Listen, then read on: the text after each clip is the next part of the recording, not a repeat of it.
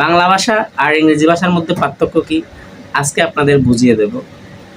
বাংলা হচ্ছে সাজানো গোছানো সুশীল সুশৃঙ্খল একটা ভাষা, আর ইংরেজি হচ্ছে অগোছানো অশ্লীল নির্যাতনকারী জুলুমকারী ভাষা আপনারা বলতে পারেন। আমি আপনাদের পার্থক্যটা বুঝিয়ে দিচ্ছি। হয়তো অনেকেই বলবে তুই তো তেমন পড়ালেখা করস নাই, তাহলে তুই আদার ব্যাপারে কেন জাহাজের খবর নিচ্ছিস? ওই উত্তর একটাই, যে আমার আদাগুলা বিদেশ থেকে জাহাজে করে আনা লাগবে, তাই খবর নিচ্ছি, এটাই উত্তর। তো পার্থক্যটা আমি আপনাদের বুঝিয়ে দিচ্ছি।